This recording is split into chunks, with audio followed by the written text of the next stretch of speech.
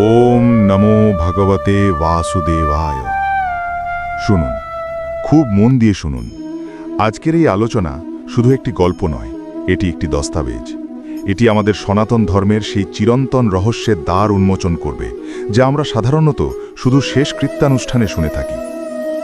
আমি আজকে আপনাদের কাছে নিয়ে এসেছি গরুর পুরাণের সেই অমৃত সমান, আবার কারো কারো কাছে ভয়ঙ্কর মনে হওয়া বাণী।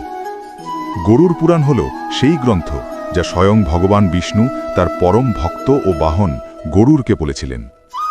এটি মৃত্যুর পরের পৃথিবীর একমাত্র নির্ভরযোগ্য পথপ্রদর্শক। এই গ্রন্থ কিন্তু মৃত ব্যক্তির জন্য নয়, এটি বরং জীবিত মানুষের জন্য, যাতে আমরা জানতে পারি আমাদের এই নশ্বর দেহ ত্যাগের পর অমর আত্মার কি গতি হয়। আজকের এই বিশেষ পর্বে আমি আপনাদের সেই পথের যাত্রী করাব। আমরা জানব যে মুহূর্তে প্রাণবায়ু শরীর ত্যাগ করে, সেই মুহূর্ত থেকে শুরু করে ১৩ দিনের শ্রাদ্ধ, তারপর যমলোকে বিচার এবং শেষ পর্যন্ত পুনর্জন্ম বা মোক্ষ লাভ, সম্পূর্ণ বৃত্তান্ত। গরুর পুরাণ এতটাই বিশদ যে এটি পড়লে মনে হয় আপনি নিজেই মৃত্যুর অভিজ্ঞতা সাক্ষাৎ প্রত্যক্ষ করছেন। সুতরাং আসন পেতে বসুন, চিত্তকে একাগ্র করুন। আমরা প্রবেশ করছি এক অনন্য লোকযাত্রায়। গরুর পুরাণের এই আলোচনা শুনে যদি আপনার ভালো লেগে থাকে, তাহলে এই জ্ঞান অন্যদের কাছেও পৌঁছে দিন, কারণ এই জ্ঞানই একদিন আপনারও পথ দেখাবে। মৃত্যুর লক্ষণ ও দেহত্যাগের মুহূর্ত। গরুর পুরাণ কিন্তু হঠাৎ মৃত্যু নিয়ে শুরু করে না। এটি বলে মৃত্যুর আগে কিছু লক্ষণ প্রকাশ পায়, যেমন আকাশে চাঁদ দেখে মনে হবে সে যেন লোক্তবর্ণ, নিজের ছায়া দেখে মনে হবে তা যেন কাটা, আয়নায় নিজের মুখ না দেখা। এগুলি হলো আত্মার শরীর ছাড়ার প্রস্তুতি। কিন্তু আমরা আজকের আলোচনায় সরাসরি চলে যাই সেই ভয়ঙ্কর মুহূর্তে, যখন যমদূত উপস্থিত হন। গরুর পুরাণ বর্ণনা করে মৃত্যুর সময় আত্মা শরীরের ৯টি দ্বারের চোখ, কান, নাক ইত্যাদির যে কোনো একটি পথ ধরে বেরিয়ে যায়। কিন্তু এই যাত্রা মোটেও সহজ নয়। কল্পনা করুন, একটি কচ্ছপ যেমন নিজের অঙ্গ প্রত্যঙ্গ নিজের ভিতরে টেনে নেয়, ঠিক তেমনই প্রাণবায়ু শরীর ছাড়তে থাকে। এই সময় মৃত ব্যক্তি দেখতে পান এক অদ্ভুত দৃশ্য। তার সামনে হাজির হন করাল বদন যমদূতগণ। কিন্তু মৃত্যুর ঠিক পরের মুহূর্তে আত্মা কিছুক্ষণের জন্য জ্ঞান হারিয়ে ফেলে। এই অবস্থাকে বলা হয় মূর্ছা। যেমন কঠোর পরিশ্রমের পর মানুষ ঘুমিয়ে পড়ে, তেমনি আত্মা ক্লান্ত হয়ে পড়ে। কিন্তু এই জ্ঞান হারানোর সময়টা খুবই কম। তারপরেই আত্মা ফিরে আসে এবং যা দেখে তাতে তার অস্থিরতা চরমে ওঠে। প্রথম ১৩ দিন আত্মার বিভ্রান্তি ও শ্রাদ্ধের তাৎপর্য। মৃত্যুর পরপরই কিন্তু আত্মা যমলোকে চলে যায় না। আত্মা বুঝতেই পারে না যে তার মৃত্যু হয়েছে। সে তার পুরনো শরীরকে পড়ে থাকতে দেখে, কিন্তু নিজেকে সেখান থেকে আলাদা করতে পারে না। গরুর পুরাণের ভাষায় এই সময় আত্মা প্রেত নামে অভিহিত হয়। এই প্রেতাত্মা তার নিজের বাড়িতেই অবস্থান করে। সে তার স্ত্রী, সন্তান, আত্মীয়দের কাঁদতে দেখে। সে তাদের কাছে যায়, নাম ধরে ডাকে, স্পর্শ করতে চায়, কিন্তু কেউ তাকে দেখতে পায় না, শুনতে পায় না। এই অদৃশ্য অবস্থা আত্মার জন্য অত্যন্ত যন্ত্রণাদায়ক। সে ভাবে, আমি তো এখানেই আছি, ওরা কেন আমায় দেখছে না, ওরা কেন সাড়া দিচ্ছে না। এই অবস্থা চলে ১৩ দিন পর্যন্ত। এই ১৩ দিন অত্যন্ত গুরুত্বপূর্ণ। গরুর পুরাণ বলে এই ১৩ দিনে মৃতের উদ্দেশ্যে পিণ্ড দান করা হয়। পিণ্ড হলো চালের গোলা। এই পিণ্ড কিন্তু শুধু একটি আনুষ্ঠানিকতা নয়। প্রথম থেকে ১০ম দিন প্রতিদিন পিণ্ডদানের মাধ্যমে আত্মার একটি নতুন সূক্ষ্ম শরীর বা প্রেত শরীর গঠিত হতে থাকে। ১০ম দিনে এই শরীর পূর্ণতা পায় এবং আত্মা ক্ষুধা তৃষ্ণা অনুভব করতে শুরু করে। একাদশ ও দ্বাদশ দিন, এই দিনগুলিতে আত্মা ধীরে ধীরে বুঝতে পারে যে সে এখন এই জগতের বাসিন্দা নয়, কিন্তু তার মোহ এখনও যায়নি। ত্রয়োদশ দিন, এটি হলো সবচেয়ে গুরুত্বপূর্ণ দিন। এই দিনে আত্মার জন্য শেষ কৃত্য বা স্বপিণ্ডীকরণ সম্পন্ন হয়।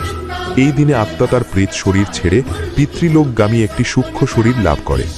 মনে রাখবেন, পরিবারের লোকেরা যদি ঠিকমতো পিণ্ডদান না করেন, তাহলে আত্মার এই যাত্রাপথ অত্যন্ত কষ্টকর হয়ে ওঠে। এই পিণ্ডদানের অন্ন ও জলই হল পথের সম্বল। আপনারা কি বুঝতে পারছেন? আমাদের অশ্রু তাদের জন্য নয়, আমাদের অশ্রু তাদের পথ কঠিন করে। তাই শাস্ত্র বলে, মৃত্যুতে কান্না না করে বরং ধর্মকর্ম করে তাকে সঠিক পথ দেখানো উচিত। যমলোকের পথ, বৈতরণী ও ভয়ঙ্কর দৃশ্যাবলী। ত্রয়োদশ দিনের পর যখন শেষকৃত্য সম্পন্ন হয়, তখন আর আত্মা পৃথিবীতে থাকতে পারে না। যমদূতগণ এসে তাকে নিয়ে যায়। শুরু হয় সেই দীর্ঘ ও ভয়ঙ্কর যাত্রা। এই পথ কিন্তু মোটেও মসৃণ নয়। গরুর পুরাণে বলা আছে এই পথ অন্ধকারময়, ভয়ঙ্কর এবং শ্মশানের মতো দুর্গন্ধযুক্ত। এই পথে যেতে হয় ঘন অন্ধকার গুহার ভিতর দিয়ে। সবার আগে আসে বৈতরণী। এই নদীর কি বর্ণনা দেব? গরুর পুরাণ বলছে এই নদী পুঁজ, রক্ত, মলমূত্র এবং হাড় দিয়ে ভরা। এই নদীটি এতই ভয়ঙ্কর যে তার তীরে পৌঁছলেই জীবের প্রাণ কেঁপে ওঠে। সেখানে অসংখ্য ক্ষুধার্ত জীবজন্তু, শিয়াল, কাক, সাপ আর দৈত্য দানব আত্মাকে আক্রমণ করতে উদ্যত হয়। পাপী আত্মারা এই নদী পার হতে পারে না। তারা এই দুর্গন্ধময় পানিতে পড়ে যায় এবং যন্ত্রণা ভোগ করে। কিন্তু যারা জীবিতকালে সৎকর্ম করেছেন এবং যাদের জন্য পিণ্ডদান ও গোদান করা হয়েছে, তারা সহজেই এই নদী পার হয়ে যান। একটি গরুর লেজ ধরার কথা বলা হয় এই নদী পার হওয়ার জন্য, যা গোদানের মাহাত্ম্য প্রকাশ করে। এই পথ অতিক্রম করতে সময় লাগে। অনেক বর্ণনায় বলা আছে এই পথ পাড়ি দিতে ৪৭ দিন পর্যন্ত সময় লাগতে পারে। এই দীর্ঘ পথে আত্মা একা নয়, সঙ্গে থাকে তার জীবনের কর্মফল, যমরাজের সভা ও চিত্রগুপ্তের হিসাব। অবশেষে সেই কঠিন পথ পেরিয়ে আত্মা পৌঁছায় যমপুরী বা যমলোকে। এখানকার রাজা স্বয়ং ধর্মরাজ যম। এই শহর লোহার তৈরি, পরিখা দিয়ে ঘেরা। এখানে সিংহদ্বারে রয়েছেন শ্যাম ও সবল নামে 2 প্রহরী। যমরাজের সভা অত্যন্ত জমজমাট ও ভয়ঙ্কর। সেখানে বসে আছেন ধর্মরাজ। তার সামনে রয়েছেন চিত্রগুপ্ত, যিনি প্রতিটি জীবের জন্ম থেকে মৃত্যু পর্যন্ত প্রতিটি পাপ পুণ্যের হিসাব সংরক্ষণ করেন। এই হিসাবের খাতা এতটাই সূক্ষ্ম যে একটি পাতাও নড়ে না। ভাবুন তো, আপনার জীবনের প্রতিটি কথা, প্রতিটি কাজ, প্রতিটি চিন্তা লিখে রাখা হয়েছে। যে অন্ধকে আপনি রুটি খাওয়ালেন, যে গরুটিকে আপনি ঠেললেন, যে পিঁপড়েটিকে আপনি মেরে ফেললেন, আপনার মা বাবার সেবা, আপনার মিথ্যে কথা, সব। চিত্রগুপ্ত সেই খাতা খুলে পাঠ করেন, কোনো কিছু বাদ যায় না। যমরাজ তখন রায় দেন। তিনি বলেন, হে জীব, তুমি যা বুনেছ তাই এখন কাটবে। তখন আত্মাকে তার কর্ম অনুযায়ী স্বর্গ বা নরকে পাঠানো হয়। স্বর্গ সূক্ষ্ম শরীর নিয়ে সেখানে পুণ্যাত্মারা অপ্সরা, সুর ও মন্দিরের মধ্যে দিব্য সুখ ভোগ করেন। নরক অন্যদিকে পাপীরা যায় নরকের দিকে। গরুর পুরাণে নরকের বিভিন্ন স্তরের বর্ণনা আছে। তমিশ্র, অন্ধতমিশ্র, রৌরব, কুম্ভিপাক, কালসূত্র ইত্যাদি। এখানে আত্মাকে বিভিন্ন যন্ত্রণা দেওয়া হয়। যেমন কুম্ভিপাকে ফুটন্ত তেলে ভাজা হয়, কালসূত্রে গরম লোহার পাতে শায়িত করা হয়। প্রতিটি নরক নির্দিষ্ট পাপের জন্য নির্ধারিত। কর্মফল ভোগ ও পুনর্জন্মের রহস্য। তাহলে স্বর্গ হোক বা নরক, কোনোটাই স্থায়ী নয়। যতক্ষণ পুণ্যের ভোগ থাকে ততক্ষণ স্বর্গ, যতক্ষণ পাপের ফল ভোগ করতে হয় ততক্ষণ নরক। এই ভোগ শেষ হলেই আবার ফিরে আসতে হয় এই মর্তলোকে। কিন্তু কখন ফিরে আসে? গরুর পুরাণ এখানেও বিস্তারিত বলে। যারা অত্যন্ত পুণ্যবান এবং যাদের মৃত্যুর পর পরম গতি লাভের ইচ্ছা আছে, তারা আর ফিরতে পারেন না, তারাই মোক্ষ লাভ করেন। কিন্তু যাদের ফিরতে হয় তাদের জন্য সময়ের তারতম্য আছে। পুণ্যাত্মারা যারা সৎকর্ম করেছেন তারা খুব শীঘ্রই, কখনো কখনো মৃত্যুর পর 3 দিন, 10 দিন বা 13 দিনের মধ্যেই উত্তম পরিবারে জন্ম নেন। পাপীরা যারা পাপী এবং যাদের নরক ভোগ করতে হয়, তাদের ফিরতে সময় লাগে। কখনো 1 মাসের 1/4, কখনো 1 বছর, কখনো তারও বেশি। আর এই পুনর্জন্ম কিসের ভিত্তিতে হয়?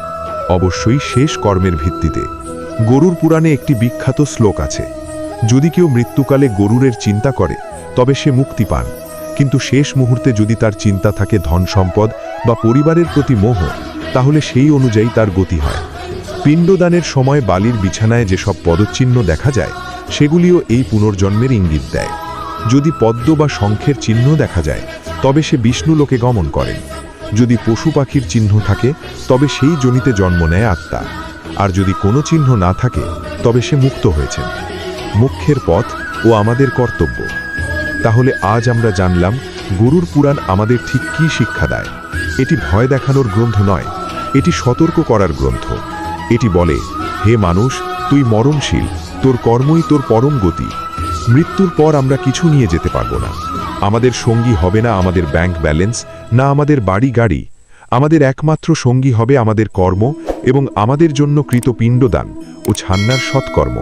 তাই জীবিত থাকতে যা করার তাই করুন, পরোপকার করুন, সত্য কথা বলুন, মা বাবার সেবা করুন, আর মৃত্যুর পর আপনার জন্য যারা কাঁদছে তাদের উদ্দেশ্যে বলবেন, আমার জন্য কেঁদো না, আমার জন্য একটু জল দিও, একটু পিণ্ড দিও, আর নিজের জীবনটা ভালোভাবে বাঁচো। আজ এই পর্যন্তই।